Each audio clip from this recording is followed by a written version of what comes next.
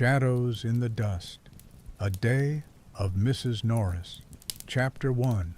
The Smell of Mothballs and Old Hope.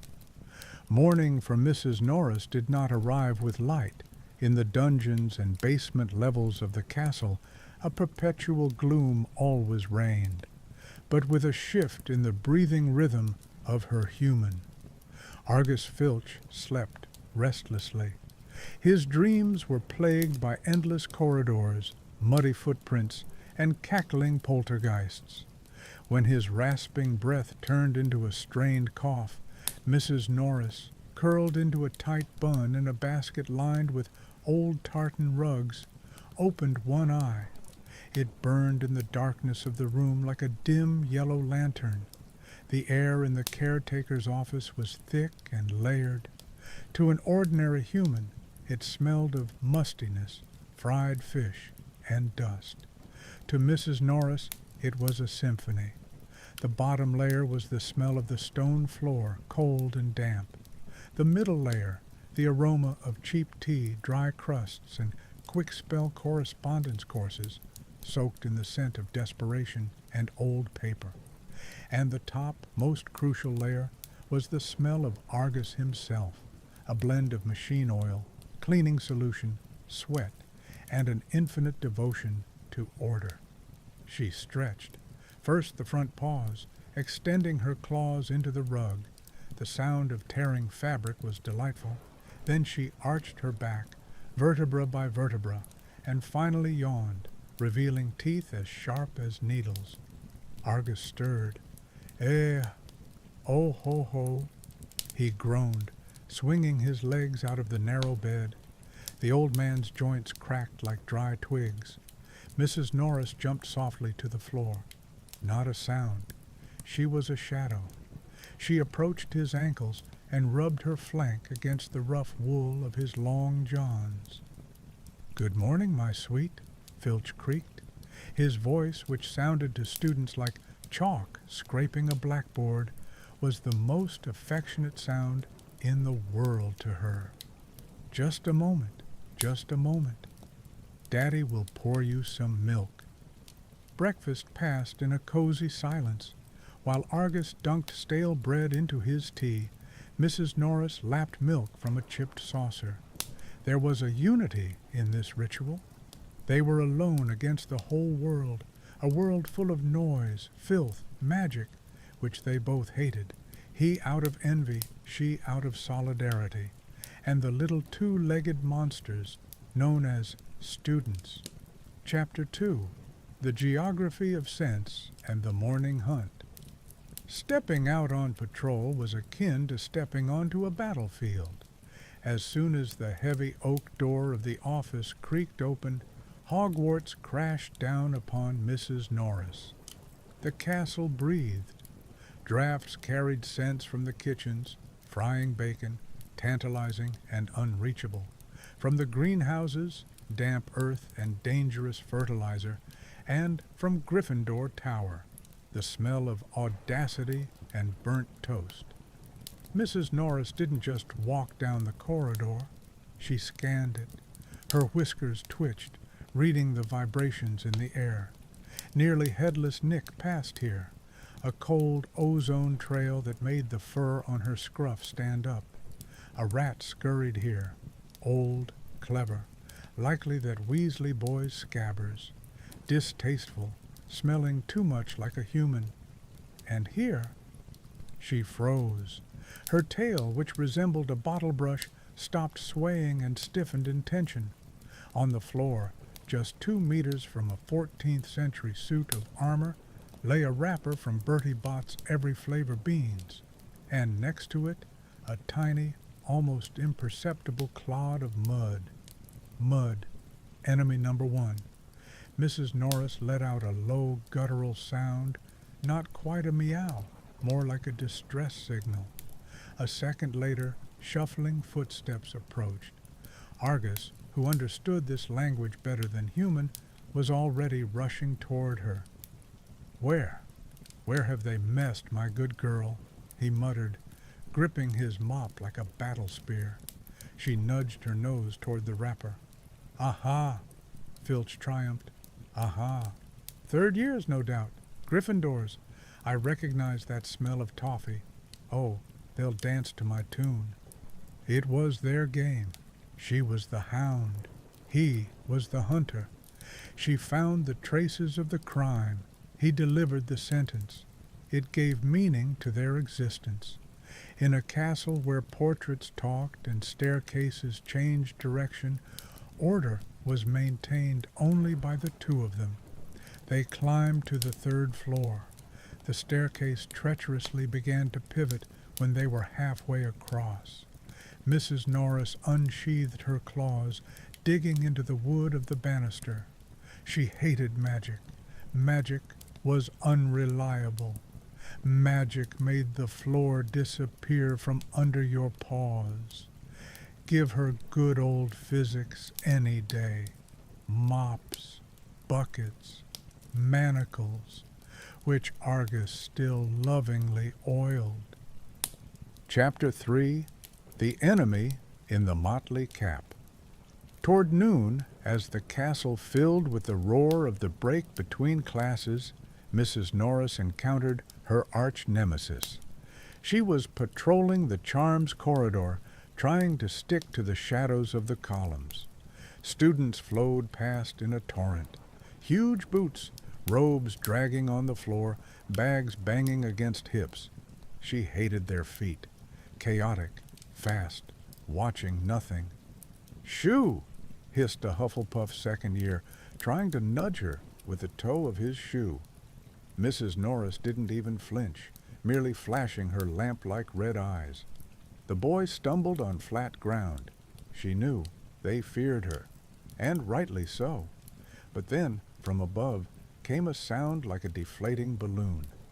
"Ickle kitty, mangy and bitty!" shrieked a voice. Peeves. The poltergeist hung from the chandelier, juggling chalk. His face was twisted with malicious glee. Mrs. Norris flattened her ears against her head, transforming into a low, hissing fury. Peeves was untouchable. He couldn't be bitten, couldn't be scratched. He was pure chaos, the embodiment of everything she and Filch despised. "Hello to the caretaker," Peeves bellowed and hurled a piece of chalk.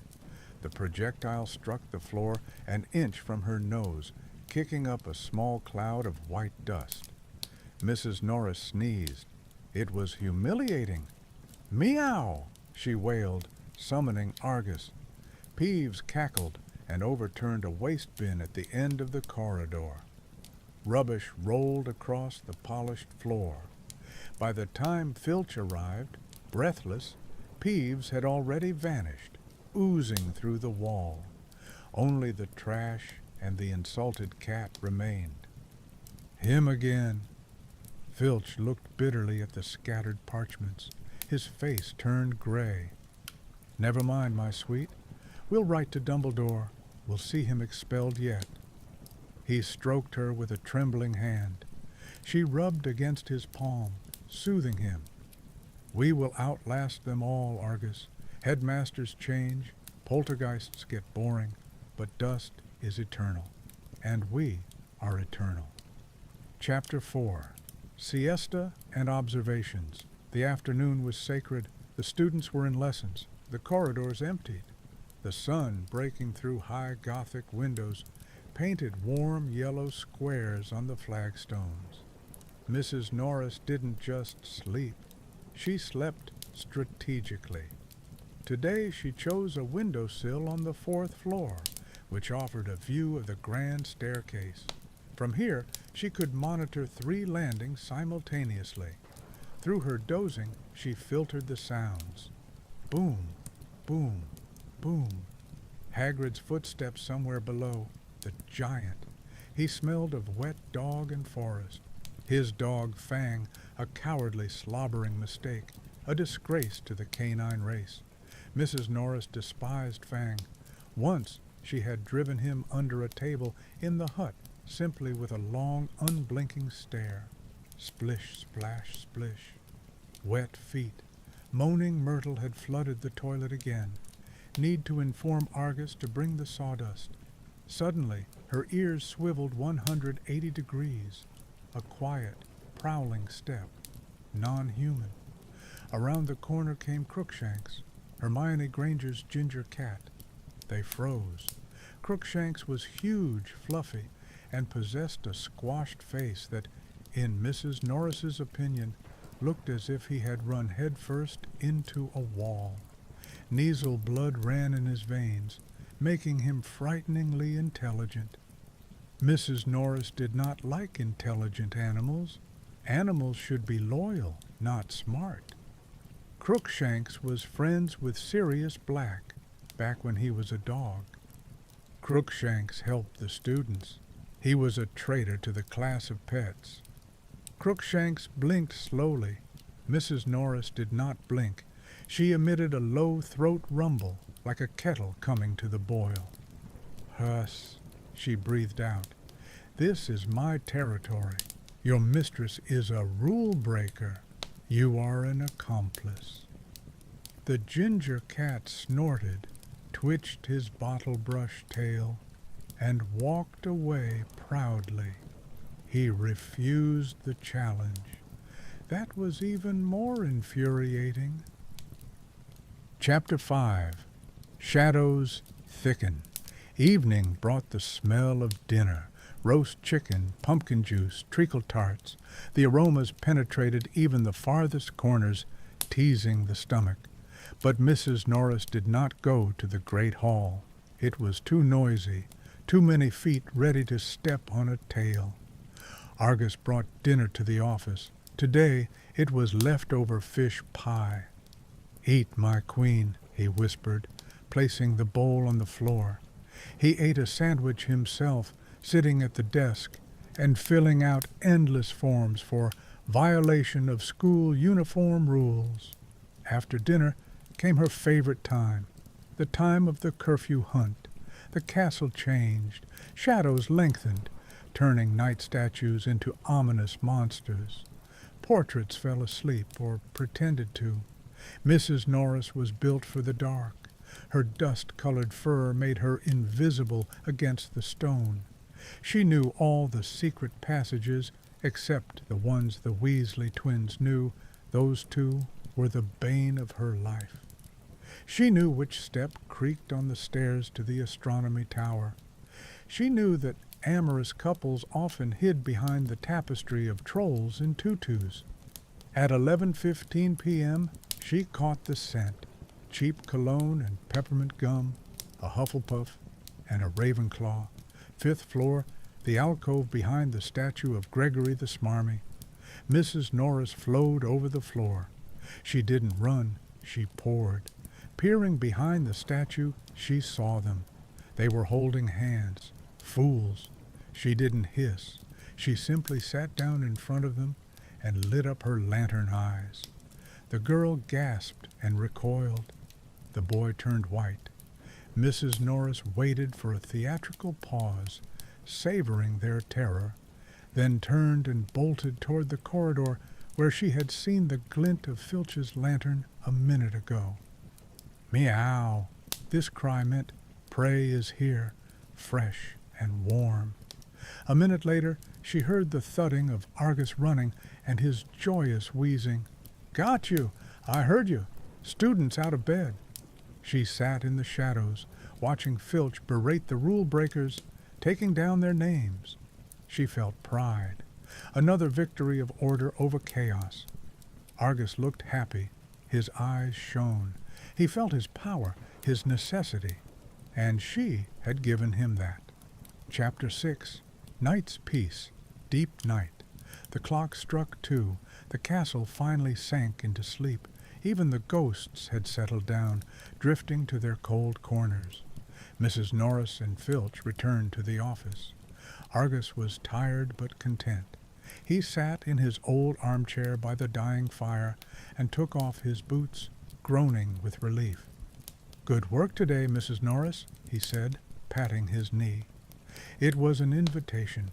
She leaped lightly onto his lap. His trousers smelled of the dust of the corridors they had just walked. She began to knead them with her paws, extending and retracting her claws, purring as loud as a small engine. Argus's hand, rough, with knobby fingers, scratched her behind the ear exactly how she liked it, hard, right down to the skull bone. "Only you understand me," the old man whispered into the darkness. "Only you know how hard it is to keep this castle clean. They don't appreciate us. They think we're mean, but we keep the rules." Mrs. Norris closed her eyes. She felt her human's heartbeat slow down. She felt the warmth of his body. In this huge, cold, magical castle, full of dangers and strange creatures, she had her place. She wasn't just a cat. She was the guardian. She was the eyes that saw in the dark and the ears that heard the whispers behind the walls. She licked Filch's hand with her sandpaper tongue. "Sleep, Argus. I will keep watch. Not a mouse, not a Peeves, not a Potter will slip past me unnoticed." The fire in the hearth died out, leaving only glowing embers that looked like cat eyes. The office plunged into silence, broken only by the dual breathing, one raspy and human, one soft and feline. The day was over. Tomorrow there would be new mud, new footprints, and a new hunt, and it was going to be wonderful.